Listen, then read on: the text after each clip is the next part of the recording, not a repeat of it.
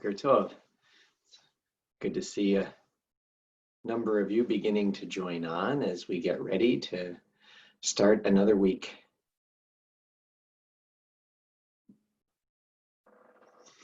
What a beautiful green, bright day outside. It's amazing the impact it has just to see the sunshine and to take in the air and start in a new positive way together with one another. Boker Tov from Temple Sinai. Good morning and welcome to Temple Sinai of Toronto's daily Sinai Streams offering, our opportunity to start each day by connecting, reflecting, and remembering. And today, as we connect on this new day, as we enter the second half of the month of Sivan, the 15th day of the month of Sivan, we start our new week on this first day, Yom Rishon b'Shabbat, by taking a moment and joining in some prayers that can remind us of the wonder of not just waking up, but awakening. I hope this day and this week can be one of awakening, and as we say or listen to these words, let's listen to see if something new, there's something new we can hear in them for each of us. Let's join in the English. Blessed eternal God, creator of the universe, you have fashioned our bodies with wisdom, creating within us a finely balanced network. To stand before you in prayer is itself a fragile miracle. Eternal God, we praise you as the healer of body and spirit. You know, even I remember when we chose the words fragile miracle for that translation, but I don't know if I reflected on that miracles often are assumed to be such big and robust things. And maybe it is possible that some of the biggest miracles are in fact the fragile ones, the ones where we say, wow, here this is, and it's powerful and it's real, and yet it is sensitive and delicate as well. So maybe as we turn to the blessing for Torah study, and that gives us an opportunity to seek out new insights, we can go through today looking for those delicate yet miraculous gifts in our days. Baruch atah Adonai Eloheinu melech haolam, asher kidshanu b'mitzvotav v'tzivanu la'asok b'divrei Torah, v'arevna Adonai Eloheinu et divrei Toratcha b'finu v'fi amcha be'Yisrael, v'niyeh anachnu v'tze'etze'enu v'tze'etze'ei amcha be'Yisrael, kulanu yodei shemecha v'lomdei Toratecha lishma, Baruch atah Adonai hamlamed Torah le'amo Yisrael. And I do feel like, while we won't be saying the translation of Sim Shalom today, we do definitely need to start the day by learning these words about the caring acts that create the society in which we all should live and should be offering to one another. Elu dvarim she'en lahem shiur. These are the obligations whose value cannot be measured. They nourish us in this world and help us to create the world to come.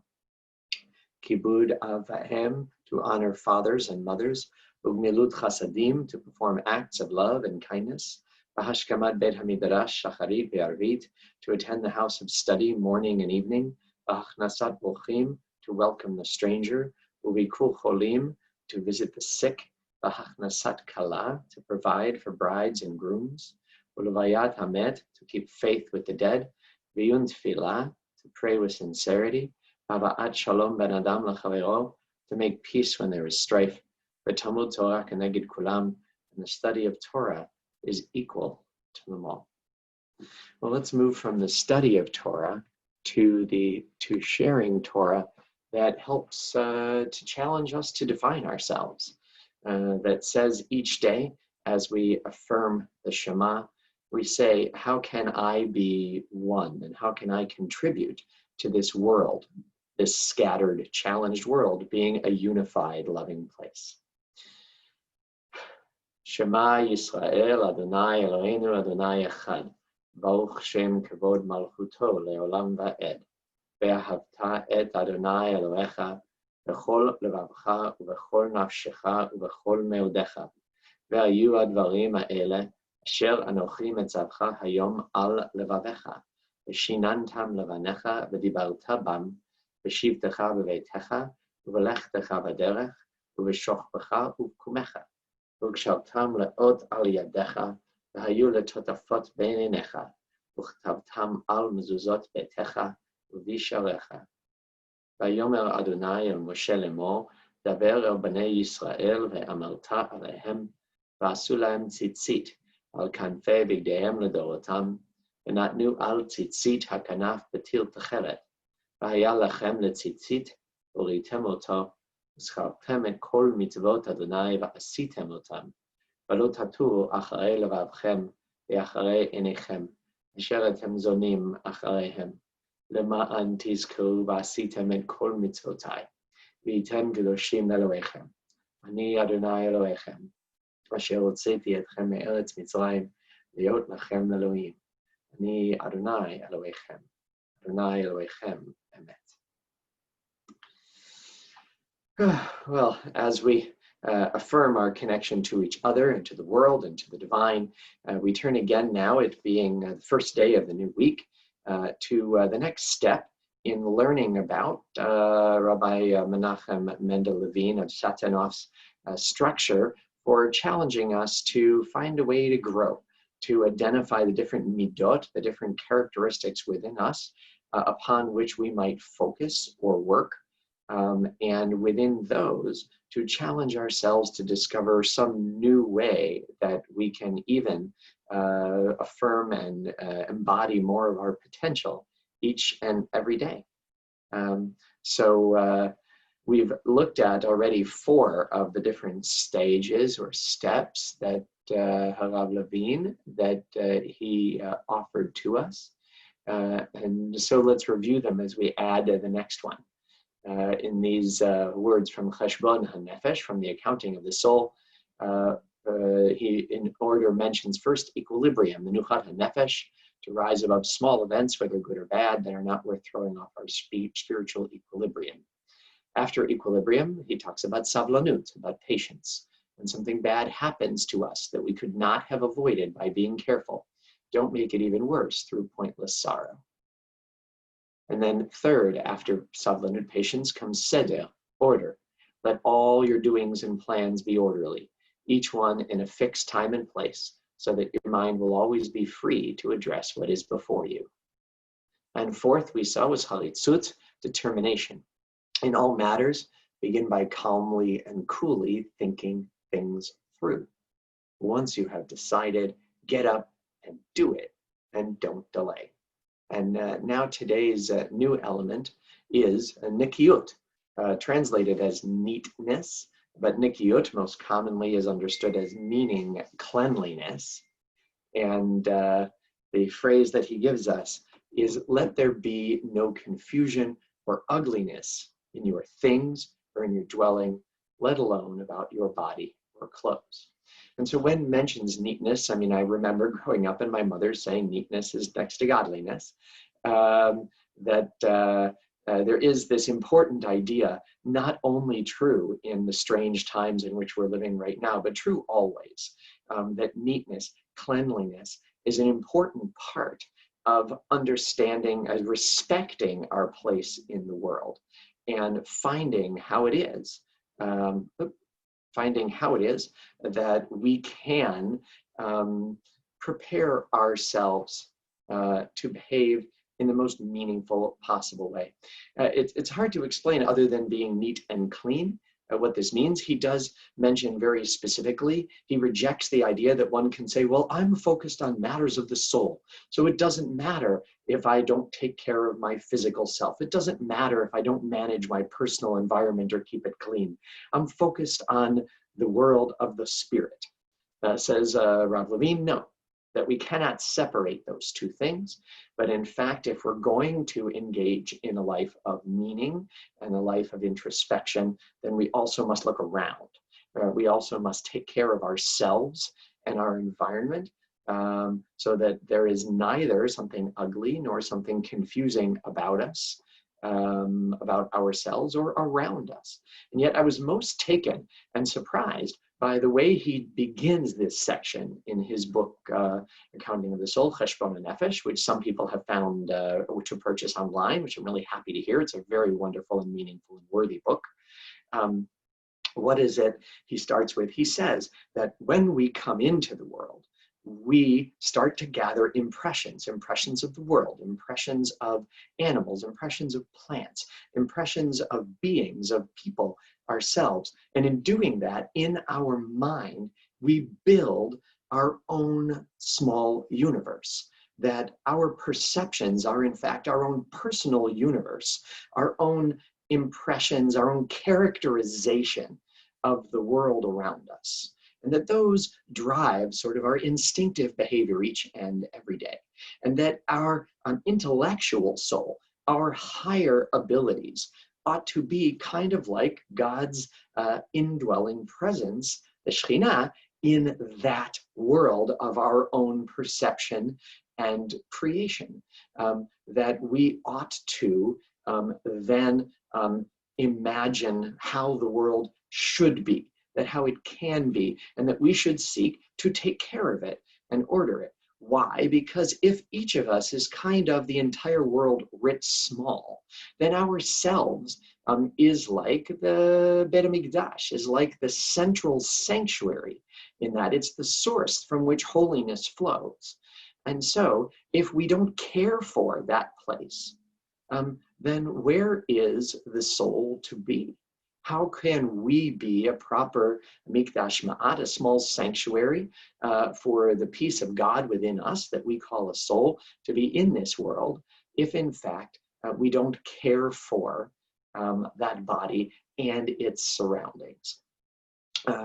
This idea of looking at, realizing that what we see in our world is made up largely of our impressions, and empowering ourselves to manage them and to take care of them, is something I just found very powerful today, especially because we're living in this time where our impressions of reality matter so much. There have been so many people that I have seen in just the last week who seem to have decided not that their impressions have to be affected by facts and by the larger world, but rather everything looks fine, so maybe let's act fine during this time. And people have not been keeping a safe social distance from one another, even in the larger neighborhood in which I take a safe and distanced walk from other people. So I hope we can take responsibility for the cleanliness of our world, and not only clean and disinfect those things that come into our home, but create a clean, a beautiful, a safe environment for all of the others around us by keeping a safe distance as much as we can. And if we're in those few situations where we can't, for taking the kind of necessary clean precautions like hand washing and wearing masks that mean so much. I can't help as I think about this, but think about the cost of not doing so. As we turn to our prayer for healing this morning, I'm so aware especially of one member of our congregation who's in a desperate battle with COVID-19 and not doing well. Again, a relatively recent case, because while the sun is shining a little brighter, it's a little warmer, our world has not suddenly changed in the last number of weeks. And I'm thinking of him very much this morning, together with all who are not well or facing any kind of challenge, medical, personal, and otherwise, as well as those who stand on guard for us, the frontline workers conceived of in every way. We wish all strength and hope and health and healing as we turn to these words of refuah. Mishberach avotenu Avraham, Yitzchak, veYaakov, v'imotenu Sarah, Rivka, Leah, v'Rachel, v'yarpeh et kol makutenu, yiratzon melfanecha Adonai Eloheinu, lachalimam u'lechapotam, yishlach lanu mehera, refuah shlema v'ateret shalom, v'nomar Amen. May the one who blessed our ancestors bless and heal all who suffer. May it be the divine will to provide healing and strength, reveal to us the holiness of life, the wholeness of shalom, and together we say, Amen. And now that we've taken a moment to connect and reflect, we also take a bit of time this morning to remember, recalling those in our congregational family who have died in recent days and weeks, those who died at this season in years past, and those whom we have taken into our hearts with our own. On this particular morning, the 15th day of Sivan, the 7th of June, we remember those who've died in the last 30 days. Condolences to the families of Paula Rich, Susie Mate Veda, Esther Siskand, Cheryl Okarofsky, Irving Coven, Julius Bell, Diane Novak, Bill Schmelzer, Ralph Rothstein, Ben Wertleb, Anita Fleischer, Lillian Gain. And we also remember all victims of terror and violence, including Amit Ben Yigal and George Floyd. And on your site on this day, we remember David Bale, Leonard Berger, Gary Kraft, Francis Dobbs, Deborah Lynn Fraley, Celia Friedberg, Morris Kerbel, Leon King, Ann Kirschenbaum, Isaac Lowenstein, Ted Saffer, Meyer Shaw, George Spitz, Louis Torum, Nathan Waldman. Zichronam Livracha. May their memories be a blessing to us. Our griefs and sympathies are mingled as we turn together to words sanctified by memory, words glorified by hope in the Kaddish Yatom. Yit Gadal v'yit Kadash Shemei Rabbah, be'alma divarach iruteh v'yamlich malchuteh, v'chayechon v'yomechon, v'chaye dechol beit Yisrael, v'agala u'bizman kariv v'imru, Amen. Yehi Shmei Rabbah mevarach le'alam u'lalmei almaya, v'yitbarach v'yishtabach v'yipa'ar v'yitromam v'yitnaseh, v'yithadar v'yit'aleh v'yithalal Shemei dekudisha b'richu. Le'ela min kol birchata v'shirata, tushbechata v'nechemata, zamiran be'alma v'imru, Amen. Yehi shlama rabba min shmaya v'chayim, alenu ve'al kol Yisrael v'imru, Amen. Oseh shalom b'mromav, hu yaseh shalom, alenu ve'al kol Yisrael v'imru, Amen. May the source of peace send peace to all who mourn, and comfort to all who are bereaved, and together we say, Amen. Make this a wonderful start to a new week. Boker Tov. Make it just a wonderful, great, beautiful, clean day.